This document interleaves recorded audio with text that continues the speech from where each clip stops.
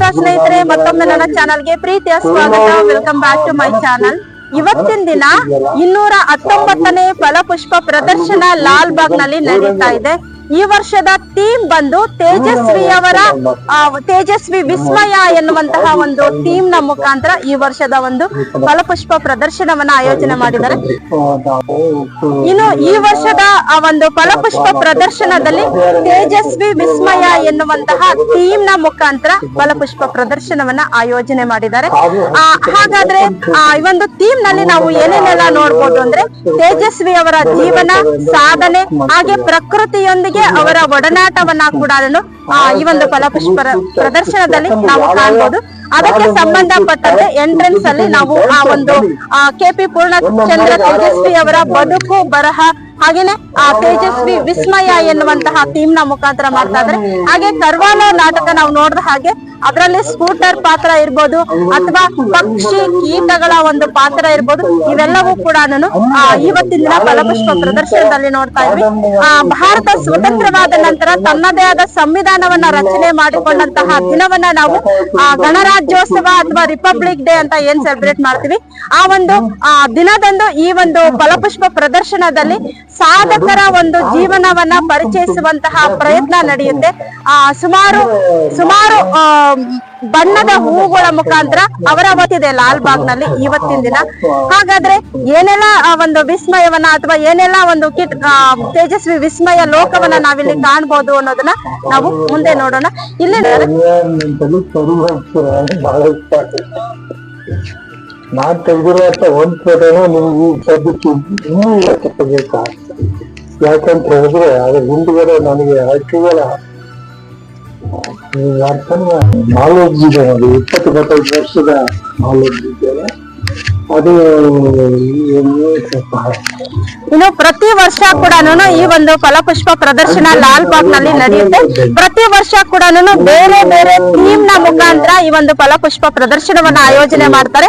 ಕಳೆದ ವರ್ಷ ನಾವು ಕೆಂಪೇಗೌಡರ ಜೀವನ ಆಧಾರಿತ ಒಂದು ಫಲಪುಷ್ಪ ಪ್ರದರ್ಶನವನ್ನ ಆಯೋಜನೆ ಮಾಡಿದ್ರು. ಈ ವರ್ಷದ ಒಂದು ಥೀಮ್ ಬಂದು ತೇಜಸ್ವಿ ವಿಸ್ಮಯ. ತೇಜಸ್ವಿ ಪೂರ್ಣಚಂದ್ರ ತೇಜಸ್ವಿಯ ಬದುಕು, ಜೀವನ, ಸಾಧನೆ, ಹಾಗೆ ಪ್ರಕೃತಿಯೊಂದಿಗಿನ ಅವರ ಒಡನಾಟವನ್ನ ಫಲಪುಷ್ಪ ಪ್ರದರ್ಶನದಲ್ಲಿ ಕಾಣ್ತಾ ಇದ್ದೀವಿ.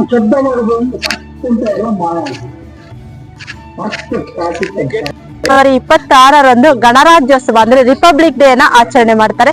ಏತಕ್ಕಾಗಿ ಅಂದ್ರೆ ನಮ್ಮ ಸಂವಿಧಾನವನ್ನ ಅಳವಡಿಸಿಕೊಂಡಂತಹ ದಿನ. ಬ್ರಿಟಿಷರಿಂದ ಸ್ವಾತಂತ್ರ್ಯವನ್ನ 1947 ನಾವು ಪಡ್ಕೊಳ್ತೀವಿ. ಅದಾದ ನಂತರ ನಮ್ಮ ದೇಶಕ್ಕೆ ತಮ್ಮದೇ ಆದಂತಹ ಒಂದು ಸಂವಿಧಾನ ಇರಲಿಲ್ಲ. ಅಂತಹ ಒಂದು ಸಂದರ್ಭದಲ್ಲಿ ಅಂಬೇಡ್ಕರ್ ಅವರ ಅಧ್ಯಕ್ಷತೆಯಲ್ಲಿ ಸಂವಿಧಾನ ರಚನೆ ಆಗುತ್ತೆ. ಅದಾದ ನಂತರ ಸಂವಿಧಾನವನ್ನ ಅಳವಡಿಸಿಕೊಳ್ಳೋದಕ್ಕೆ 1950ರಲ್ಲಿ ಜಾರಿಗೆ ಬರುತ್ತೆ, ಜನವರಿ 26ರಂದು. ಆ ಕಾರಣಕ್ಕೆ ಪ್ರತಿ ವರ್ಷ ಕೂಡ ಸಂವಿಧಾನವನ್ನ ಅಳವಡಿಸಿಕೊಂಡಂತಹ ಗಣರಾಜ್ಯೋತ್ಸವ ದಿನಾಚರಣೆಯನ್ನ ಆಚರಣೆ ಮಾಡ್ತೀವಿ. ಇಡೀ ದೇಶಾದ್ಯಂತ ಸಂಭ್ರಮ ಮನೆ ಮಾಡುತ್ತೆ. ಹಾಗಾದ್ರೆ ಬೆಂಗಳೂರಿನ ಲಾಲ್ ಬಾಗ್ ನಲ್ಲಿ ಯಾವ ರೀತಿಯಾಗಿ ಒಂದು ಫಲಪುಷ್ಪ ಪ್ರದರ್ಶನವನ್ನ ಆಯೋಜನೆ ಮಾಡ್ತಾರೆ ಅಂದ್ರೆ, ಪ್ರತಿ ವರ್ಷ ಕೂಡ ಗಣರಾಜ್ಯೋತ್ಸವದಂದು ಒಂದು ಫಲಪುಷ್ಪ ಪ್ರದರ್ಶನವನ್ನ ಆಯೋಜನೆ ಮಾಡ್ತಾರೆ. ಪ್ರತಿ ವರ್ಷ ಕೂಡ ಒಬ್ಬೊಬ್ಬ ಸಾಧಕರ ಜೀವನವನ್ನ ಪರಿಚಯಿಸುವಂತಹ, ಅವರ ಜೀವನ ಸಾಧನೆಗಳನ್ನ ಪರಿಚಯಿಸುವಂತಹ ಒಂದು ಥೀಮ್ ನ ಮುಖಾಂತರ ಫಲಪುಷ್ಪ ಪ್ರದರ್ಶನ ಆಯೋಜನೆ ಮಾಡ್ತಾರೆ. ಕಳೆದ ವರ್ಷ ನಾವು ಕೆಂಪೇಗೌಡರ ಜೀವನವನ್ನ ಆಧರಿಸಿದಂತಹ ಫಲಪುಷ್ಪ ಪ್ರದರ್ಶನವನ್ನ ವೀಕ್ಷಣೆ ಮಾಡಿದ್ವಿ. ಈ ವರ್ಷದ ಥೀಮ್ ಬಂದು ತೇಜಸ್ವಿ ವಿಸ್ಮಯ. ತೇಜಸ್ವಿ ಕುವೆಂಪು, ರಾಷ್ಟ್ರಕವಿ ಕುವೆಂಪು ಅವರ ಪುತ್ರ ಪೂರ್ಣಚಂದ್ರ ತೇಜಸ್ವಿ ಅವರ ಜೀವನ, ಸಾಧನೆ, ಪ್ರಕೃತಿಯೊಂದಿಗೆ ಅವರ ಒಡನಾಟವನ್ನ ತಿಳಿಸುವಂತಹ ಒಂದು ಅದ್ಭುತವಾದಂತಹ ಕಾನ್ಸೆಪ್ಟ್ ನೊಂದಿಗೆ ಲಾಲ್ ಬಾಗ್ ನಲ್ಲಿ ಈ ವರ್ಷದ ಒಂದು ಫಲಪುಷ್ಪ ಪ್ರದರ್ಶನ ನಡೀತಾ ಇದೆ. ಹಾಗಾದ್ರೆ ಹೇಗೆ ನಡೀತಾ ಇದೆ ಫಲಪುಷ್ಪ ಪ್ರದರ್ಶನದಲ್ಲಿ ಒಂದು ವಿಶೇಷವಾದಂತಹ ವಿಡಿಯೋ ಇದು. ತಪ್ಪದೆ ಸ್ಕಿಪ್ ಮಾಡದೆ ಪೂರ್ತಿಯಾಗಿ ನೋಡಿ. ತುಂಬಾನೇ ಅದ್ಭುತವಾದಂತಹ ತೇಜಸ್ವಿ ಅವರ ಜೀವನಾಧಾರಿತ ಒಂದು ಫಲಪುಷ್ಪ ಪ್ರದರ್ಶನವನ್ನ ನೋಡೋಣ. ಮುಂದೆ ಹೋಗ್ತಾ ತುಂಬಾ ಕೌತುಕಗಳು ಕೂಡ ನಿಮಗೋಸ್ಕರ ಕಾದಿದೆ.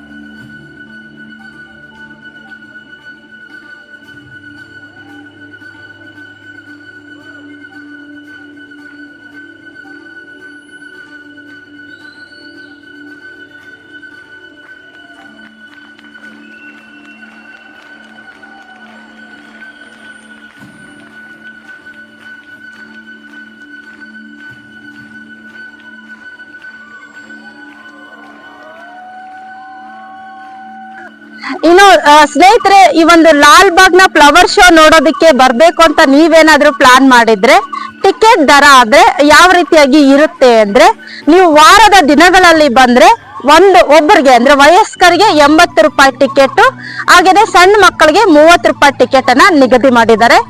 ನೀವೇನಾದ್ರೂ ವಾರ ಅಂತ್ಯದಲ್ಲಿ ಅಂದ್ರೆ ವೀಕೆಂಡ್ ಅಲ್ಲಿ ಬಂದ್ರೆ ಅಥವಾ ಶನಿವಾರ ಭಾನುವಾರ ಬಂದ್ರೆ ಟಿಕೆಟ್ ಬಂದು 100 ರೂಪಾಯಿ ಇರುತ್ತೆ, ಮಕ್ಕಳಿಗೆ 40 ರೂಪಾಯಿ ಇರುತ್ತೆ. ನೀವೇನಾದ್ರೂ ಮಕ್ಕಳನ್ನ ಯೂನಿಫಾರ್ಮ್ ಜೊತೆ ಕರ್ಕೊಂಡ್ ಬಂದ್ರೆ ಶಾಲಾ ಮಕ್ಕಳಿಗೆ ಅಂದ್ರೆ SSLC ವರೆಗೂ ಓದ್ತಕ್ಕಂತಹ ಮಕ್ಕಳಿಗೆ ಯೂನಿಫಾರ್ಮ್ ಜೊತೆ ಏನಾದ್ರು ಬಂದ್ರೆ ಅವ್ರಿಗೆ ಆವತ್ತಿನ ದಿನ ಆ ಒಂದು ಟಿಕೆಟ್ ಅನ್ನ ಫ್ರೀ ಆಗಿ ಎಂಟ್ರಿ ಕೂಡ ಕೊಡ್ತಾ ಇದ್ದಾರೆ. ಇದು ಈ ಒಂದು ವಿಶೇಷತೆ. ಬನ್ನಿ ಒಳಗಡೆ ಹೋಗೋಣ, ಹೇಗಿದೆ ಅಂತ ನೋಡೋಣ.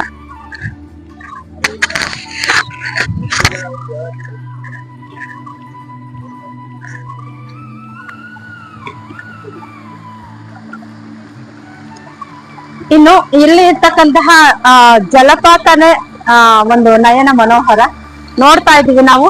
ಆ ಒಂದು ಪೂರ್ತಿ ವ್ಯೂವನ್ನ, ಗಾಜಿನ ಮನೆಯ ವ್ಯೂವನ್ನ ನಾವಿಲ್ಲಿ ಕಣ್ ತುಂಬ್ಕೋಬಹುದು ಹೊರಗಡೆಯಿಂದ.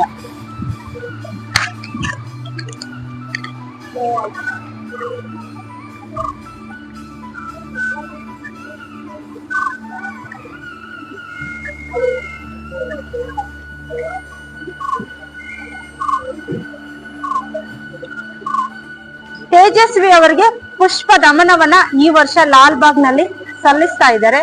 ಹಾಗಾದ್ರೆ ಈ ಪುಷ್ಪ ಈ 219ನೇ ಫಲಪುಷ್ಪ ಪ್ರದರ್ಶನದಲ್ಲಿ ತೇಜಸ್ವಿ ಅವರಿಗೆ ಪುಷ್ಪ ನಮನವನ್ನ ಸಲ್ಲಿಸ್ತಾ ಇದ್ದಾರೆ.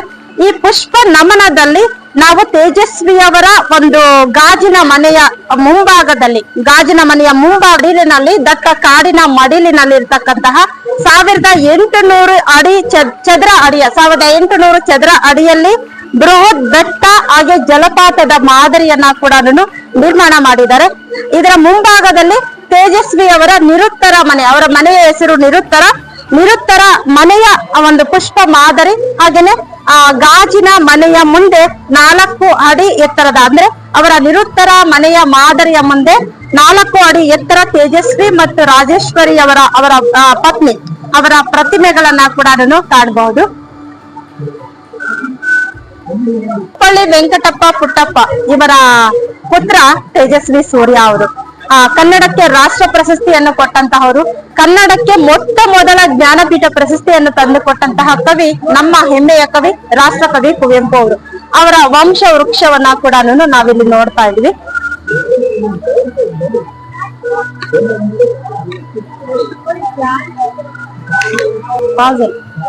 ಇನ್ನು ಇಲ್ಲಿ ನಾವು ನೋಡ್ತಾ ಇರುವಂತಹದ್ದು ವಿಶೇಷವಾಗಿ ಈ ವರ್ಷ ಸೇವಂತಿಗೆ ಹೂವಿನ ವಿವಿಧ ಮಾದರಿಗಳನ್ನ ಕೂಡ ತೋರಿಸಿದ್ದಾರೆ.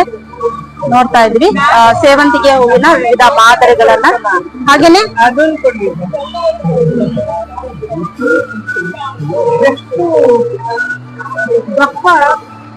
ವಿವಿಧ ಹೂವಿನ ಮಾದರಿಗಳನ್ನ ಸುಮಾರು ಕೋಟಿಗಳ ರು ವೆಚ್ಚದಲ್ಲಿ ಕೂಡ ಈ ಒಂದು ಫಲಪುಷ್ಪ ಪ್ರದರ್ಶನಕ್ಕೆ ಆಯೋಜನೆ ಮಾಡ್ತಾರೆ. ಕರ್ನಾಟಕ ಸರ್ಕಾರದ ಸಹಯೋಗದಲ್ಲಿ ತೋಟಗಾರಿಕಾ ಇಲಾಖೆಯ ನೇತೃತ್ವದಲ್ಲಿ ಈ ಒಂದು ಫಲಪುಷ್ಪ ಪ್ರದರ್ಶನ ಪ್ರತಿ ವರ್ಷ ಕೂಡ ನಡೆಯುತ್ತೆ. ನಾವಿಲ್ಲಿ ನೋಡ್ತಾ ಇರುವಂತಹದ್ದು ಕುವೆಂಪು ಅವರ ಪ್ರತಿಮೆ, ಹಾಗೆ ಅವರ ಪತ್ನಿಯ ಒಂದು ಪ್ರತಿಮೆಗಳನ್ನ ಕೂಡ ಇಲ್ಲಿ ನೋಡ್ತಾ ಇದ್ವಿ. ಇನ್ನು ಅದಾದ್ಮೇಲೆ ಬಹುಮುಖ ಪ್ರತಿಭೆಯ ಪೂರ್ಣಚಂದ್ರ ತೇಜಸ್ವಿ ಅವರ ಒಂದು ಕಟ್ಔಟ್ ಅನ್ನ ನೋಡ್ತಾ ಇದ್ವಿ. ಅವರ ಕತ್ತಲ್ಲಿ ಕ್ಯಾಮರಾ, ಕೈಯಲ್ಲಿ ಆ ಒಂದು ಮಲೆನಾಡಿನ ಒಂದು ಸಂದರ್ಭಕ್ಕೆ ಯಾವ ರೀತಿಯಾಗಿ ಅವರು ಇರ್ತಾ ಇದ್ರು ಆ ರೀತಿಯ ಒಂದು ಕಟ್ಔಟ್ ಅನ್ನ ಕೂಡ ಇಲ್ಲಿ ಮಾಡಿದ್ದಾರೆ.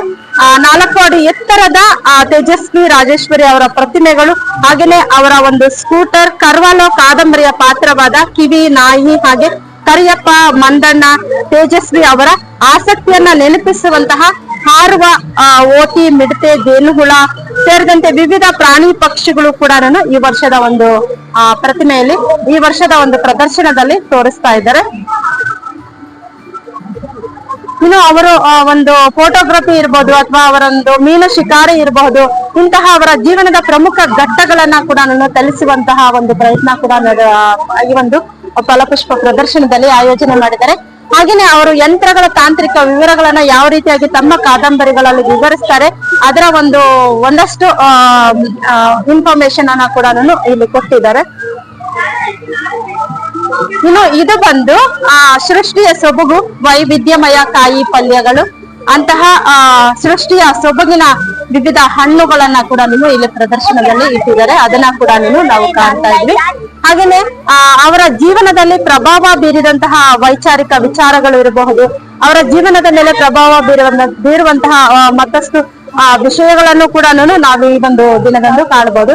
ಹಾಗೆ ಉದಯ ರವಿಯಿಂದ ಚಿತ್ರಕೂಟಕ್ಕೆ ಯಾವ ರೀತಿಯಾಗಿ ಅವರ ಒಂದು ಪಯಣ ಇತ್ತು, ಹಾಗೇನೆ ಅವರ ಒಂದು ಸಾವಯವ ಕೃಷಿ, ಕಾಡು ಸುತ್ತುವಂತಹ ಗೀಳು, ಇಂತಹ ವಿಚಾರಗಳನ್ನು ಕೂಡ ಇಲ್ಲಿ ಪ್ರಸ್ತಾಪ ಮಾಡಿದ್ದಾರೆ. ಇಲ್ಲಿ ವಿಶೇಷವಾಗಿ ಗಮನ ಸೆಳೆಯುವಂತಹದ್ದು ಅಂದ್ರೆ ಅವರ ಮದುವೆ ಮತ್ತು ಮಂತ್ರ ಮಾಂಗಲ್ಯ ಉದಯ ಎನ್ನುವಂತಹ ಅವರ ಒಂದು ಜೀವನದ ಪ್ರಮುಖ ಘಟ್ಟಗಳನ್ನ ಕೂಡ ಇಲ್ಲಿ ತಿಳಿಸ್ಕೊಟ್ಟಿದ್ದಾರೆ. ಇನ್ನು ಅದಾದ್ಮೇಲೆ ನಾವಿಲ್ಲಿ ಪ್ರಮುಖವಾಗಿ ಇಲ್ಲಿ ನೋಡುವಂತಹದ್ದು 1800 ಚದರ ಅಡಿಯಲ್ಲಿ ಬೃಹತ್ ಬೆಟ್ಟ ಹಾಗೇನೆ ಜಲಪಾತವನ್ನ ಕೂಡ ನಿರ್ಮಾಣ ಮಾಡಿರುವಂತಹದನ್ನ ಕೂಡ ನೀವು ಕಾಣಬಹುದು. ನೋಡ್ತಾ ಇದ್ವಿ 1800 ಅಡಿ ಎತ್ತರದ ಒಂದು ಬೆಟ್ಟ, ಹಾಗೆ ಅದರ ಜಲಪಾತ ಕೂಡ ವಿಶೇಷವಾಗಿ ನಾವಿಲ್ಲಿ ಕಾಣಬಹುದು. ಆ ಬೆಟ್ಟದ ಮುಂದೆ ಅವರ ಒಂದು ಮನೆ, ನಿರುತ್ತರ ಮನೆಯ ಒಂದು ಮಾದರಿಯನ್ನ ಕೂಡ ಪುಷ್ಪಗಳಲ್ಲೇ ಅನಾವರಣ ಮಾಡಿರೋದನ್ನ ಕೂಡ ನಾವು ಕಾಣ್ತೀವಿ. ಇನ್ನು ಕನ್ನಡ ಸಾಹಿತ್ಯ ಅಂದಾಗ ಡಾಕ್ಟರ್ ಶಿವರಾಮ ಕಾರಂತ್ ಅವರನ್ನ ಯಾವ ರೀತಿಯಾಗಿ ಮರೆಯೋದಕ್ಕೆ ಸಾಧ್ಯ, ಅವರ ಪ್ರತಿಮೆಯನ್ನ ಕೂಡ ನಾವಿಲ್ಲಿ ಕಾಣಬಹುದು. ಅದಷ್ಟೇ ಅಲ್ಲ, ಅಪರೂಪದ ತಂದೆ ಮಗ ಕುವೆಂಪು ಅವರು ಸ್ಕೂಟರ್ ಮೇಲೆ ಹೋಗುವಂತಹ ದೃಶ್ಯ ಕೂಡ ಇಲ್ಲಿ ನಾವು ಕಾಣ್ತಾ ಇದೀವಿ. ಇಲ್ಲಿ ಕುವೆಂಪು ಅವರ ಮೆಚ್ಚಿನ ಹವ್ಯಾಸ ಅಂದ್ರೆ ಮೀನು ಹಿಡಿಯುವಂತಹದ್ದು. ಅವರು ಮೀನು ಹಿಡಿಯುವಂತಹ ಒಂದು ದೃಶ್ಯವನ್ನ ಕೂಡ ನಾವಿಲ್ಲಿ ಪೂರ್ಣಚಂದ್ರ ತೇಜಸ್ವಿ ಅವರ ಮೀನು ಶಿಕಾರಿಯ ತಪಸ್ಸಿನ ಒಂದು ಮಾದರಿಯನ್ನ ಕೂಡ ನಾವಿಲ್ಲಿ ಕಾಣ್ತಾ ಇದ್ವಿ. ಅದನ್ನ ಒಂದು ಕೃತಕವಾಗಿ ಸೃಷ್ಟಿ ಮಾಡಿರುವಂತಹ ಒಂದು ಮಾದರಿ ತುಂಬಾನೇ ಇಷ್ಟ ಆಗುತ್ತೆ. ಇನ್ನು ಬರೆಯದ ಕಥೆಗಾರರು ತೇಜಸ್ವಿ ಶಾಮಣ್ಣ ಅವರ ಕಾದಂಬರಿಗಳನ್ನ ಕುರಿತಂತಹ ಒಂದು ಚರ್ಚೆ ಕೂಡ ವಿಷಯಾಧಾರಿತ ವಿಷಯಗಳನ್ನು ಕೂಡ ನಾವಿಲ್ಲಿ ಕಾಣಬಹುದು. ಇನ್ನು ಕನ್ನಡ ಕೊಬ್ಬನೆ ತೇಜಸ್ವಿ ಇಲ್ಲಿ ಥ್ರೆಡ್ ಇಂದ ಮಾಡಿರುವಂತಹ ಒಂದು ಕಲಾಕೃತಿಯನ್ನ ಕೂಡ ನಾವಿಲ್ಲಿ ನೋಡ್ತಾ ಇದೀವಿ. ಕರ್ನಾಟಕ ಮ್ಯಾಪ್ ಅನ್ನ ಥ್ರೆಡ್ ಇಂದ ಮಾಡಿದ್ದಾರೆ. ಅದಾದ್ಮೇಲೆ ತೇಜಸ್ವಿ ಅವರ ಒಂದು ದಾರದ ಒಂದು ಇದು ಕೂಡ ನಾವು ನೋಡ್ತಾ ಇದ್ವಿ, ಕಲಾಕೃತಿಯನ್ನ ಕೂಡ ನಾವು ನೋಡ್ತಾ ಇದ್ವಿ. ಇನ್ನು ಮಲೆನಾಡಿನಲ್ಲಿ ಅವರು ಶಿಕಾರಿ ಮಾಡುವಂತಹ ಒಂದು ದೃಶ್ಯಗಳನ್ನ ಕೂಡ ಇಲ್ಲಿ ಮರುಸೃಷ್ಟಿಯನ್ನ ಮಾಡಿದ್ದಾರೆ. ತೇಜಸ್ವಿ ಅವರು ವೀಣೆಯನ್ನ ನುಡಿಸುವಂತಹ ಚಿತ್ರ ಇರ್ಬೋದು, ಅಥವಾ ಅವರ ಒಂದು ಪೇಂಟಿಂಗ್ ಮಾಡುವಂತಹ ಹವ್ಯಾಸ ಇರಬಹುದು, ಅಥವಾ ಫೋಟೋಗ್ರಫಿ ಸ್ಕಿಲ್ ಇರಬಹುದು, ಅಥವಾ ಒಂದು ಶಿಕಾರಿ ಬೇಟೆಯಾಡುವಂತಹ ಒಂದು ಸ್ಕಿಲ್ ಇರಬಹುದು, ಇವೆಲ್ಲವನ್ನ ಕೂಡ ಇಲ್ಲಿ ಅನಾವರಣ ಮಾಡಿರೋದನ್ನ ನಾವು ಕಾಣಬಹುದು. ಅವ್ರಿಗೆ ಕೀಟಗಳ ಬಗ್ಗೆ ಹಾಗೆ ಪಕ್ಷಿಗಳ ಬಗ್ಗೆ ವಿಶೇಷವಾದಂತಹ ಆಸಕ್ತಿ, ಅದರ ಪ್ರತಿಮೆಗಳನ್ನ ಕೂಡ ನಾವು ಇಲ್ಲಿ ಕಾಣಬಹುದು. ನೇಗಿಲ ಯೋಗಿ ಪೂರ್ಣಚಂದ್ರ ತೇಜಸ್ವಿಯನ್ನ ನೋಡ್ತಾ ಇದೀವಿ ನಾವಿಲ್ಲಿ. ಇನ್ನು ಅವರು ಕವಿಯಾಗಿ, ಸಾಹಿತಿಯಾಗಿ ಸಾಹಿತ್ಯದಲ್ಲಿನ ಮಿಸ್ಸಿಂಗ್ ಲಿಂಕ್ ಗಳನ್ನ ಜೋಡಿಸಿದಂತಹ ಪೂರ್ಣಚಂದ್ರ ತೇಜಸ್ವಿ ಅವರ ಒಂದು ಪ್ರತಿಮೆಯನ್ನ ಕೂಡ ಕಾಣ್ತಾ ಇದ್ವಿ. ಕಾಫಿ ಬೋರ್ಡಿನ ಹಗಲು ದರೋಡೆ ನಿಲ್ಲಲಿ ಪೂರ್ಣಚಂದ್ರ ತೇಜಸ್ವಿ ಅವರು ಒಂದು ಹೋರಾಟವನ್ನ ಮಾಡಿದ್ರು. ನನ್ನ ಕಾಫಿ ಬೆಳೆಯನ್ನ ನಾನು ಸಂತೆಯಲ್ಲಿ ಮಾರಿಕೊಳ್ಳುತ್ತೇನೆ ಅನ್ನುವಂತಹ ಒಂದು ಥೀಮ್ ನ ಮುಖಾಂತರ ಕಾಫಿ ಬೋರ್ಡಿನ ಹಗಲು ದರೋಡೆ ನಿಲ್ಲಲಿ ಅಂತಕ್ಕಂತಹ ಪೂರ್ಣಚಂದ್ರ ತೇಜಸ್ವಿ ಅವರ ಕಟಾಟವನ್ನ ಕೂಡ ನಾವು ನೋಡ್ತಾ ಇದ್ವಿ. ಹಾಗೆ ತಂತ್ರಜ್ಞಾನ ನಮ್ಮ ಭಾಷೆಗೆ ಬೇಲಿ ಆಗಬಾರದು, ಅದೊಂದು ರಾಜಮಾರ್ಗ ಆಗಬೇಕು ಅನ್ನುವಂತಹ ಒಂದು ಸಂದೇಶವನ್ನ ಕೊಡ್ತಾರೆ. ಯಾರು? ಪೂರ್ಣಚಂದ್ರ ತೇಜಸ್ವಿ ಅವರು. ಕಂಪ್ಯೂಟರ್ ಅಲ್ಲಿ ಇಂಗ್ಲಿಷ್ ನಷ್ಟೇ ಸರಳವಾಗಿ ಮತ್ತು ಸಹಜವಾಗಿ ಕನ್ನಡವನ್ನ ಬಳಸಲು ಸಾಧ್ಯವಾಗದಿದ್ದರೆ ಭಾಷೆಯನ್ನ ಉಳಿಸಲು ಸಾಧ್ಯ ಇಲ್ಲ ಅನ್ನೋ ಸಂದೇಶವನ್ನ ಕೂಡ ಸಾರ್ತಾರೆ. ಒಂದು ಸಂದೇಶದ ಮಾದರಿಯನ್ನ ಕೂಡ ನಾವಿಲ್ಲಿ ಕಾಣ್ತಾ ಇದ್ವಿ. ಆಡಳಿತದಲ್ಲಿ ಕನ್ನಡ ಬಳಕೆಗೆ ಸೂಕ್ತ ಸಾಫ್ಟ್ವೇರ್ ಬೇಕು, ಇಲ್ಲವಾದರೆ ಕನ್ನಡಿಗರು ಫಿನಿಶ್ ಆಗ್ತಾರೆ, ಅಂದ್ರೆ ಕನ್ನಡಿಗರು ಕಳೆದು ಹೋಗ್ತಾರೆ ಅನ್ನೋ ಒಂದು ವಿಚಾರವನ್ನ ಕೂಡ ಅವ್ರು ಮಂಡಿಸ್ತಾರೆ. ಕಾಫಿ ಬೋರ್ಡಿನ ಹಗಲು ದರೋಡೆ ನಿಲ್ಲಲಿ ಎನ್ನುವಂತಹ ಮಾದರಿ ಕಾಫಿ ಬೀಜಗಳ ಮುಖಾಂತರ ಆ ಒಂದು ಸಂದೇಶವನ್ನ ಕೂಡ ಇಲ್ಲಿ ಸಾರಿದ್ದಾರೆ. ಅದನ್ನ ನಾವೀಗ ನೋಡ್ತಾ ಇರುವಂತಹದ್ದು. ಹಾಗೇನೆ ಅವರ ಅಣ್ಣನ ನೆನಪು ಅಂದ್ರೆ ತನ್ನ ತಂದೆಯ ಬಗ್ಗೆ ಕುವೆಂಪು ಅವರ ಒಂದು ನೆನಪುಗಳನ್ನ ಕೂಡ ಕೃತಿಯಾಗಿ ಅವರು ಬರೀತಾರೆ. ಕಾಡಿನ ಕಥೆಗಳಿರಬಹುದು, ಹಾಗೇನೆ ಅವರ ಒಂದು ವೈಜ್ಞಾನಿಕ ವಿಸ್ಮಯ ಸಾಹಿತ್ಯ ಇರಬಹುದು, ಇವೆಲ್ಲವೂ ಕೂಡ ಮುಂದಿನ ಪೀಳಿಗೆಗೂ ಕೂಡ ಮಾದರಿ ಅಂತಾನೆ ಹೇಳ್ಬೋದು. ಅಂತಹ ತೇಜಸ್ವಿ ವಿಸ್ಮಯವನ್ನ ನಾವಿಲ್ಲಿ ಇವತ್ತಿನ ದಿನ ಕಾಣ್ಬೋದು. 1800 ಅಡಿ ಎತ್ತರದ ಬೆಟ್ಟ, ಹಾಗೆ ಬೆಟ್ಟದ ಮುಂದೆ ನಿರುತ್ತರ ಅಂದ್ರೆ ತೇಜಸ್ವಿ ಸೂರ್ಯ ಅವರ ಮನೆಯ ಒಂದು ಮಾದರಿಯನ್ನ ಪುಷ್ಪಗಳಲ್ಲಿ ಮರು ಸೃಷ್ಟಿ ಮಾಡಿರೋದನ್ನ, ಹಾಗೇನೆ ಬೆಟ್ಟದ ಮಾದರಿ ಅಂತೂ ತುಂಬಾನೇ ಅದ್ಭುತವಾಗಿ ಬಂದಿದೆ. ಅದನ್ನು ಕೂಡ ನಾವು ಇವತ್ತಿನ ದಿನ ಒಂದು ಲಾಲ್ಬಾಗ್ನ ಫ್ಲವರ್ ಶೋ ನೋಡಿ ಕಾಣ್ಬೋದು. ವಾವ್,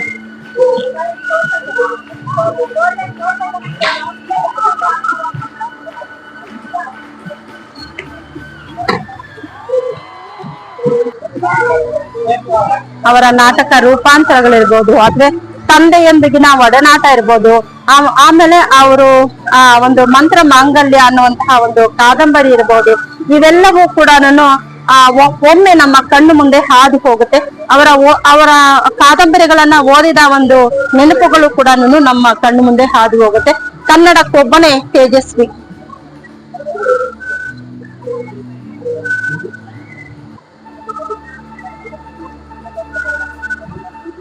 ನೋಡ್ತಾ ಇದೀವಿ ನಾವು ಕುವೆಂಪು ಅವರು ತಮ್ಮ ಪುತ್ರ ತೇಜಸ್ವಿ ಹಾಗೂ ರಾಜೇಶ್ವರಿ ಅವರೊಂದಿಗೆ ಕುಳಿತಿರುವಂತಹ ದೃಶ್ಯ, ಮಂತ್ರ ಮಾಂಗಲ್ಯ.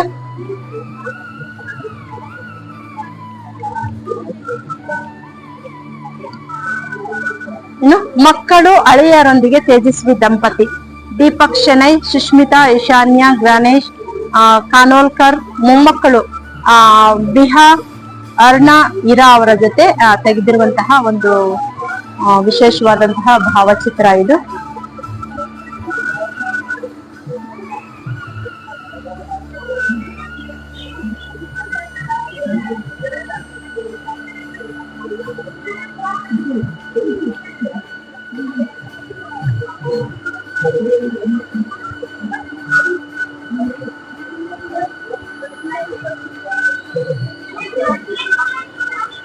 ತುಂಬಾನೇ ಅದ್ಭುತವಾಗಿ ಮಾಡಿದ್ದಾರೆ ಇವತ್ತಿನ ಒಂದು ಫಲಪುಷ್ಪ ಪ್ರದರ್ಶನದಲ್ಲಿ.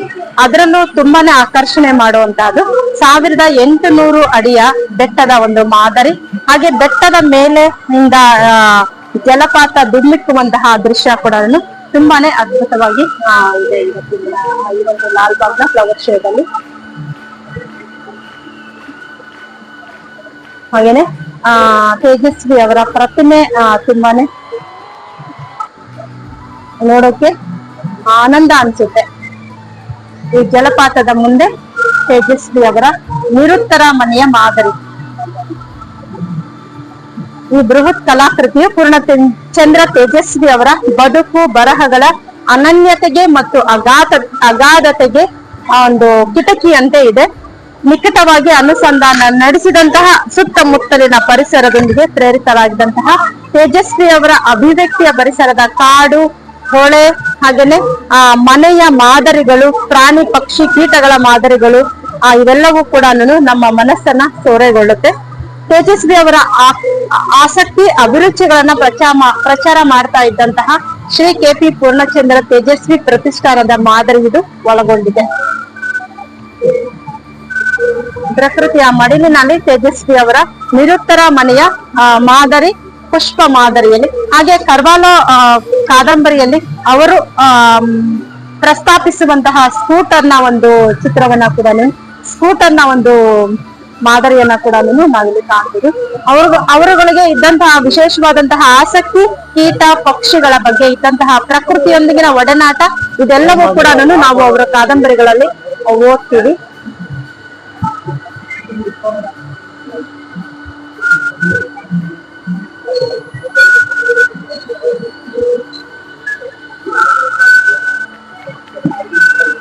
ನನಗಂತೂ ಈ ವರ್ಷದ ಫಲಪುಷ್ಪ ಪ್ರದರ್ಶನ ತುಂಬಾನೇ ಖುಷಿ ಅನಿಸ್ತಾ ಇದೆ. ಯಾಕೆಂದ್ರೆ ಕನ್ನಡಕ್ಕೊಬ್ಬನೇ ತೇಜಸ್ವಿ, ರಾಷ್ಟ್ರಕವಿ ಕುವೆಂಪು ಅವರ ಪುತ್ರ, ಕನ್ನಡಕ್ಕೆ ಮೊದಲ ಜ್ಞಾನಪೀಠ ಪ್ರಶಸ್ತಿಯನ್ನು ತಂದುಕೊಟ್ಟಂತಹ ಕವಿಯ ಮಗ, ಮತ್ತೊಬ್ಬ ಸೂರ್ಯ, ನಮ್ಮ ಕನ್ನಡ ನಾಡಿನ ಮತ್ತೊಬ್ಬ ಸೂರ್ಯ ಅಂತ ಹೇಳಿದ್ರೆ ತಪ್ಪಾಗಲ್ಲ. ಕನ್ನಡ ನಾಡನ್ನ ಬೆಳಗಿದಂತಹ ಸಾಹಿತಿಗಳಲ್ಲಿ ಇವರು ಕೂಡ ಪ್ರಮುಖರು ಅಂತಾನೆ ಹೇಳ್ಬೋದು.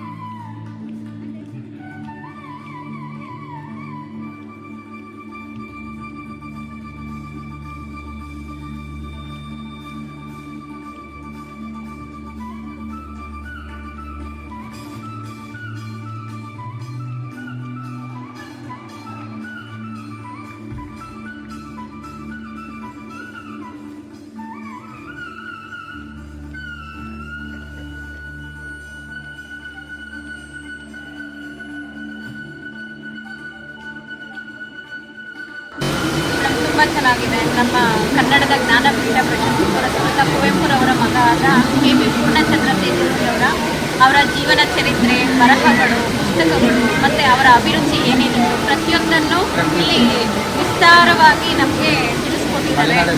ನೋಡ್ತಾ ಇದ್ರೆ ನಾವು ಮಲೆನಾಡಿಗೆ ಕವಿಶೈಲಕ್ಕೆ ಭೇಟಿ ಕೊಟ್ಟಾಗೆ ಅನ್ನಿಸ್ತಾ ಇದೆ.